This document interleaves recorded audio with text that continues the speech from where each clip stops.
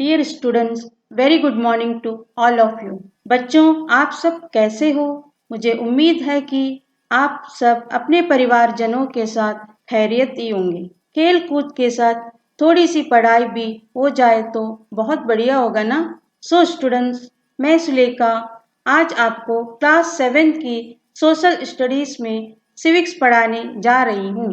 बच्चों, आप सब अपने सामाजिक एवं राजनीतिक विज्ञान पुस्तक की चैप्टर 5 पेज नंबर 54 खोलिए। चैप्टर का नाम है विमेन चेंज द वर्ल्ड, औरतों ने बदली दुनिया। आपसे यह उम्मीद करती हूँ कि आप अपने पाठ्य पुस्तक के साथ साथ एक नोट भी रखिए। मैं जो पढ़ा रही हूँ उससे ध्यान से सुनिए और नोट करते रहिए। ठीक है ना बच्चों?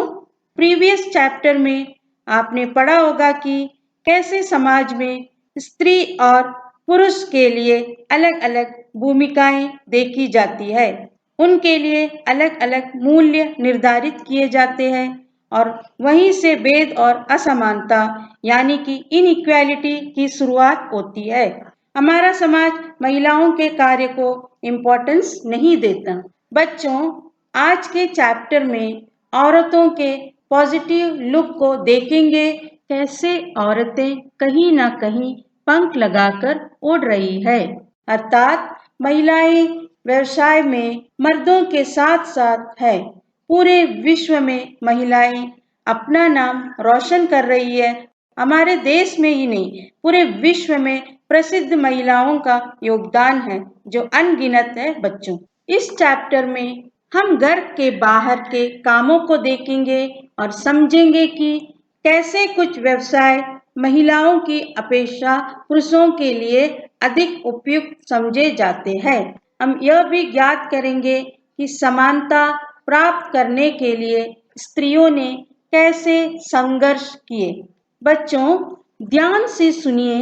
अब मैं आपको कुछ व्यवसाय का नाम सुनाती हूँ। Farmer, teacher, nurse, pilot. अब बच्चों, आपको इमेजिन करना है कि फार्मर सुनते ही आपके जहन में क्या इमेज आया। हाँ बच्चों, मुझे पता है आपके जहन में एक मेल का पिक्चर आया होगा जो खेत में काम कर रहा होगा। ठीक है ना बच्चों? अब नेक्स्ट ऑक्यूपेशन है टीचर। टीचर का नाम सुनते ही आपके जहन में एक फीमेल का पिक्चर आया होगा जो कक्षा में पढ़ा रही है। ठीक है? अब नेक्स्ट ऑक्यूपेशन है नर्स। नर्स का नाम सुनते ही आपके दिमाग में एक फीमेल का पिक्चर आया होगा जो मेडिकल में पेशेंट का इलाज कर रही है। ठीक है? अब नेक्स्ट ऑक्यूपेशन है पायलट। मुझे पता है बच्चों, पायलट का नाम सुनते ही आपके दिमाग में एक मेल का पिक्चर आया होगा जो हवाई जहाज उड़ा रहा है। समझ में आ रहा है ना बच्चों?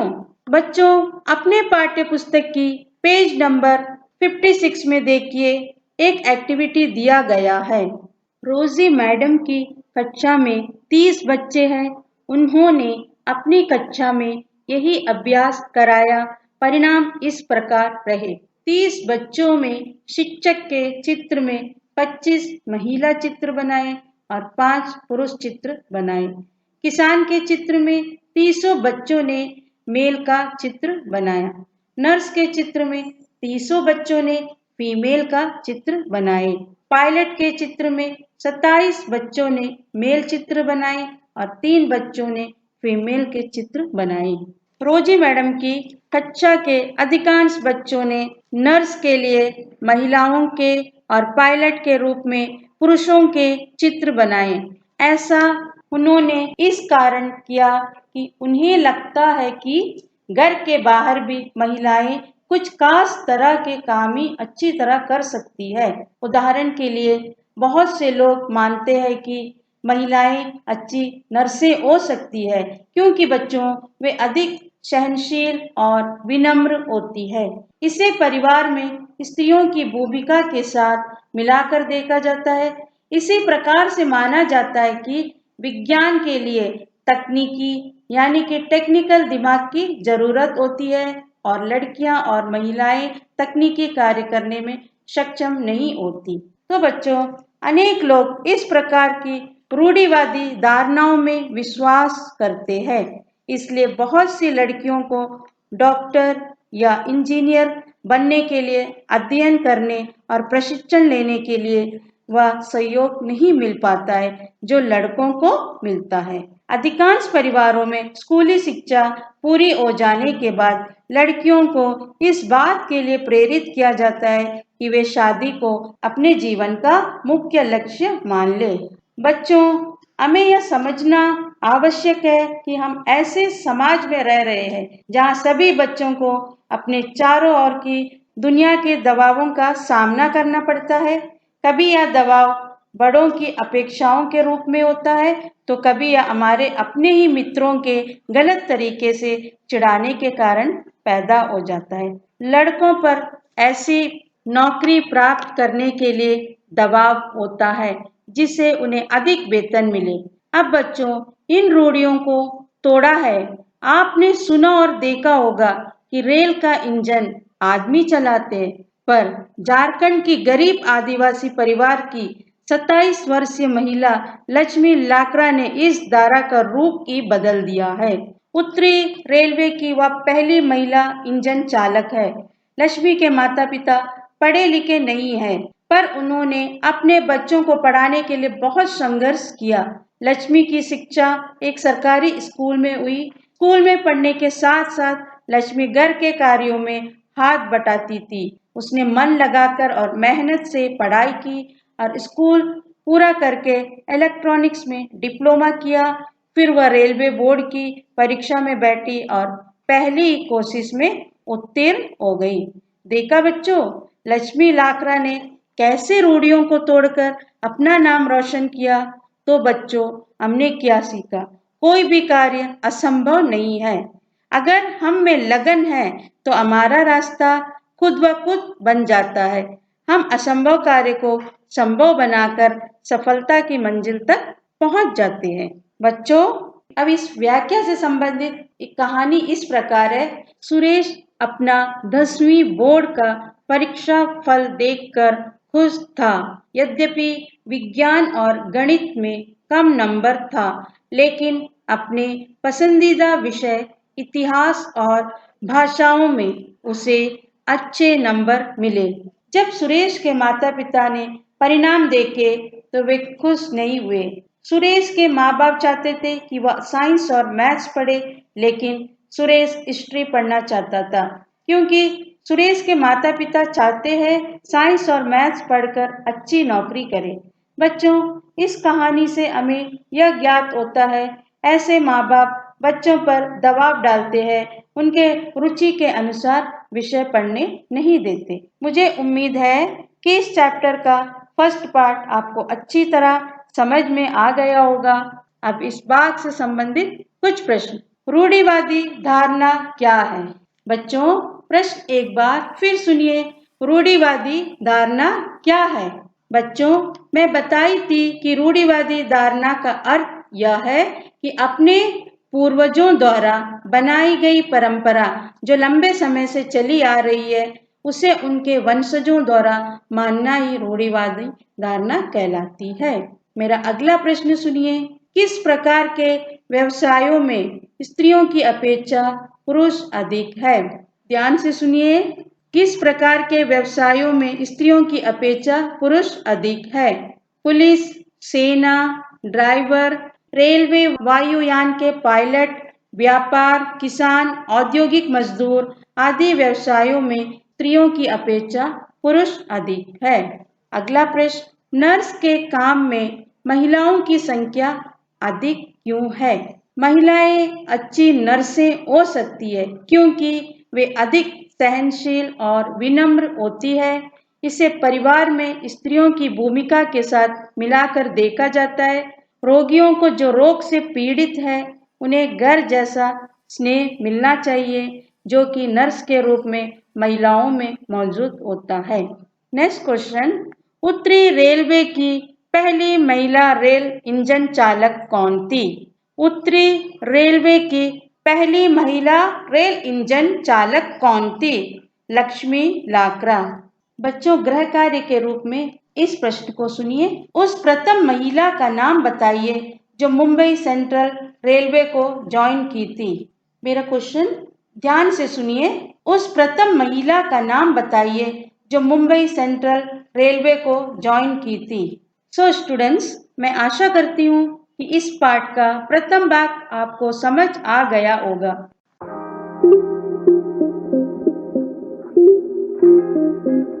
बच्चों, आज हम पार्ट 2 में डिस्कस करने वाले हैं परिवर्तन के लिए सीखना, वर्तमान समय में शिक्षा और विद्यालय और महिला आंदोलन। महिला आंदोलन के तहत अभियान, जागरूकता बढ़ाना, विरोध करना, बंधुत्व व्यक्त करना आदि। परिवर्तन के लिए सीखना। बच्चों, स्कूल जाना आपके जीवन का एक महत्वपूर्ण हिस्सा है, परंतु अतीत में लिखना और पढ़ना कुछ लोग ही जानते थे। अधिकांश बच्चे वही काम सीखते थे जो उनके परिवार में होता था या उनके बुजुर्ग करते थे। लड़कियों की स्थिति और भी खराब थी। उन समाजों में जहां लड़कों को पढ़ना लिखना सिखाया जाता था, लड़कियों को अक्षर तक सीखने की अनुमति नहीं थी। उन परिवारों में भी जहां हस्तकला सिखाई जाती थी, लड़कियों और औरतों का काम केवल सहायता करने तक ही सीमित है। जैसे कि कुम्हार के व्यवसाय में स्त्रियां मिट्टी एकत्र करती थी और बर्तन बनाने के लिए उसे तैयार करती थी। चूंकि वे चौक नहीं चलाती थी, इसलिए उन्हें कुम्हार नहीं माना जाता था।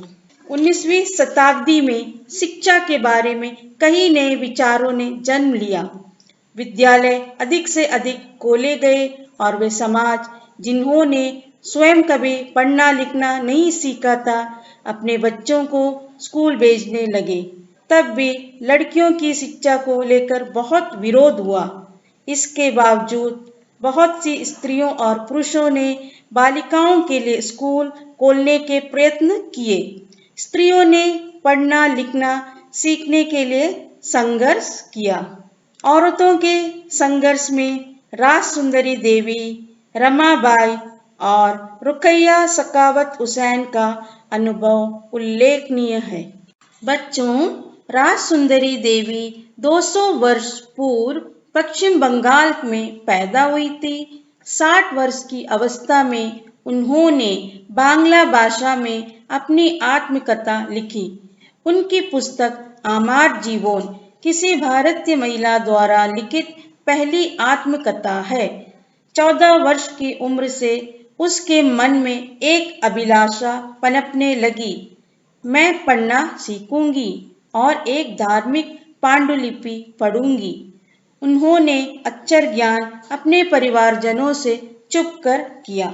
बच्चों, रुकैया सखावत हुसैन और लेडी लैंड का उनका सपना। रुकैया सखावत हुसैन एक लेखिका थी।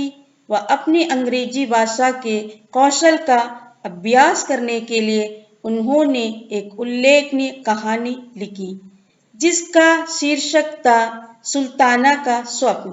कहानी में सुल्ताना नामक एक स्त्री की कल्पना की गई थी, जो लेडी लैंड नाम की एक जगह पहुंचती है।